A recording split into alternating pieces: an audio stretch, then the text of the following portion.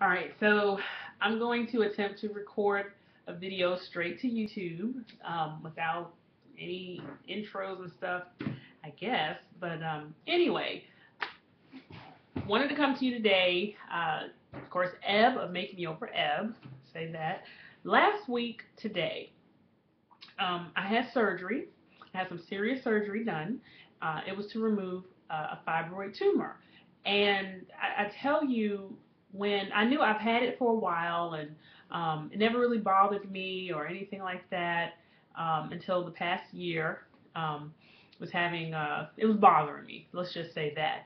And I'll be honest with you, as I talk to more women about this and what I was having and the surgery I was having and stuff like that, or when they would say, "Oh, are you pregnant?" and I was like, "No, I'm not pregnant. I'm just dealing with some fibroid issues here." I found that fibroids is very common among women, potentially, apparently, among African American women. They're more likely to get it, or they say 3 out of 5 women, African American women, will have fibroids. I hope I'm saying that statistic correctly. But basically, it's common, and it's common to get them removed. So doing this video for me is a little bit of cathartic because I had been carrying around this thing which was huge. The doctor showed me a picture of it, and it was disgusting. It looked like an alien baby. I think it was about 7 or 8 pounds. It was huge, 7 or 8 pounds, which makes sense of why people thought I was pregnant for uh, a long time, but I'm not, obviously. But it did look like an alien egg when it came. When I saw it out of my body, it was like almost 15 centimeters. It was disgusting. Husband didn't even want to look at it. It was disgusting. Okay, it looked like an alien. But anyway, as I realized, a lot of women have this thing.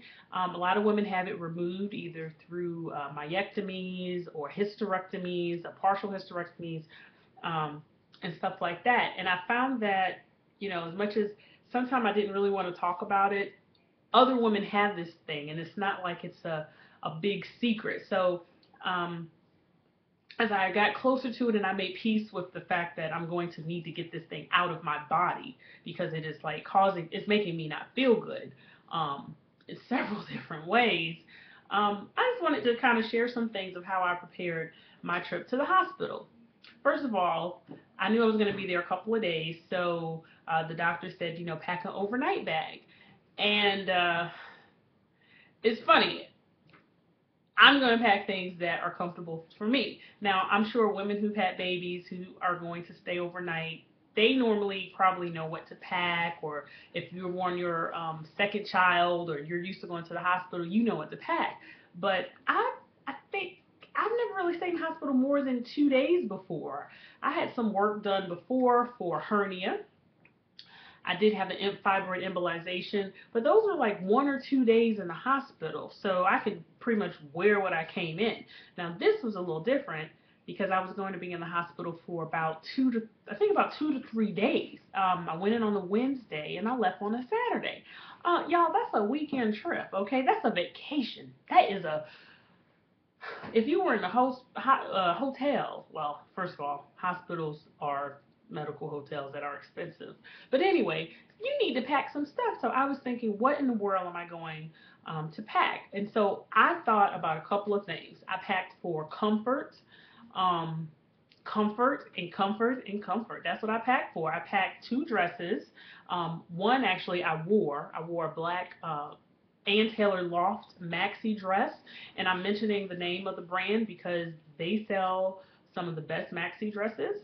Okay, it was very comfortable. My mom had bought it for me last year. It gives, the fabric breathes, and it was black, so it's very slimming. Okay, let me tell you something. I was having major surgery, but I was thinking about living afterward. I need to be comfortable. It doubled as pajamas for me in the bed. Perfect. The other dress I packed, it was a maxi dress. Um, of course, all these had sleeves, but it was elastic at the top, and then it flowed at the bottom. It was a flower dress that I got from Belk in what I like to call the old lady section. I'm keeping it real. I'm keeping it real. It was very comfortable, Okay, and sometime in the sections that are at the mall and the department stores that are geared toward older women tend to be a little bit more elastic, and you need that. You need that when you are having some surgery in an area that you don't need anything hugging. And let me tell you why. I did buy a tank top from another store, from JCPenney, which feels great, and I actually have it on now, but it was not good for me to wear right after surgery because it was clingy. Now, it was comfortable, but it clinged too much. Okay, so I'm thinking flowy maxi dresses, very comfortable. All right, and then I got shoe on. I also brought my flip flops. Okay, some gold ones. I think they're cute. They match. Okay, I didn't want to go in there with no tore up clothes. I mean, why not? I had time to prepare, right? Why not? They do give you hospital socks. If your feet is normally cold, that's fine. In the beginning, my feet were a little chilly, so the socks were perfect. But after I came up from the anesthesia and I was able to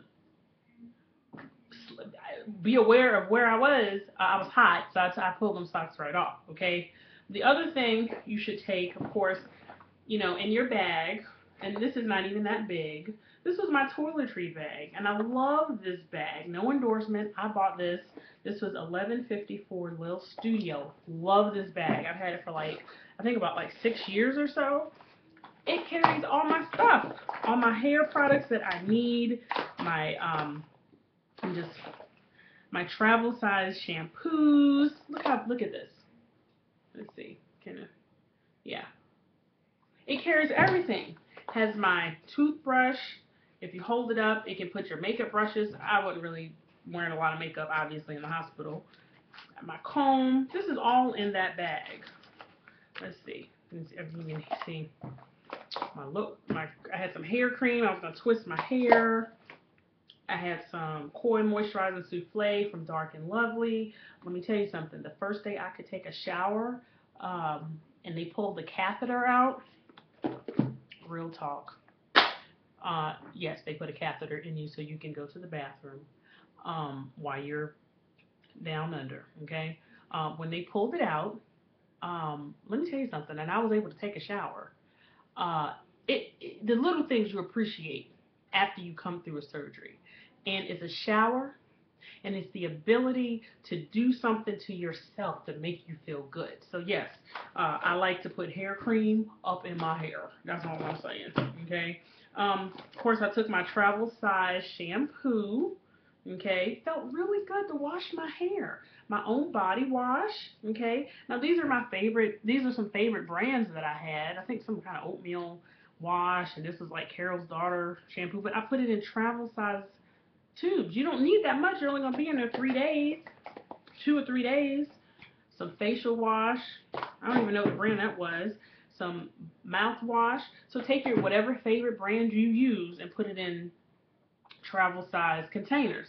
Now, I didn't put this in a travel size container because obviously I had enough room in the bag for it to fit.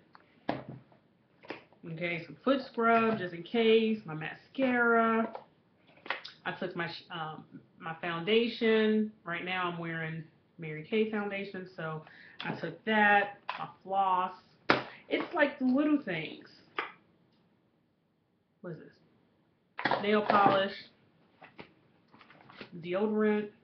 Y'all, you're going to be having people visit you, and if you are of sound mind and body, okay, and you can get in the shower, and you can lift your leg up and just you can put some deodorant on, and you can put some lotion on, okay? So that's what I did. Now, we did not see my cocoa butter lotion. Now, I did not have a travel size of that, so my hubby did have to bring my lotion. So I had my cocoa butter lotion because let me tell you something. Before you go to have surgery, they tell you don't put any lotion on. They want your body dry so those things can stick right to you. And so afterward, my skin was quite ashy.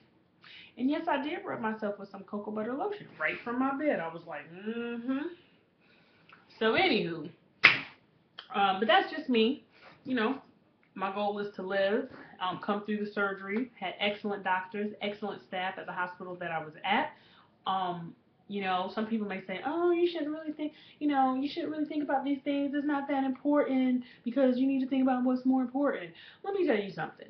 By the time you sign the papers, by the time your insurance and everything come through, the only thing you have to think about at that moment, you said your prayers, you told your husband, your family, you love them. Why not take stuff that you know you're coming through this thing? Take stuff so that you can live and be comfortable and make yourself feel better. These little things that I've come to appreciate that help you feel good and smell good too. Okay. Oh, one other thing, I took a black scarf to tie up my head, and yes, I did. For the ladies who have coarse hair, I took a satin pillowcase with me because while I'm constantly laying down, my hair is going to be the moisture is going to absorb into the pillow. So I took a satin pillowcase. Yes, I did. Okay. And then when I left the hospital, I had this on my hair. Now, one other thing, while I was there, I found it kind of convenient that after I got out of the shower, I conditioned my hair and kept that bag on. I wasn't going anywhere. Let me tell y'all something. If you're gonna be in the hospital for a couple of days for either you're having a baby or having major surgery, take things that are essential and important, and it doesn't have to be a whole big 5 bags. I took one overnight bag, and then in that overnight bag, I was able to fit this bag here. Okay, nice and cute. By the way, this is washable. Well, if it ain't, I don't know. I've washed it before, after 5 years. So that's what I took with me. So you don't have to be all glammed out, but it is about being comfortable. Of course, I wanted to share this with you, and of course, you can go to my website at www.makemeovereb.com. I just like to share my experience of things, of course, usually in beauty and uh, style and so forth. But I found that going to the hospital for something that was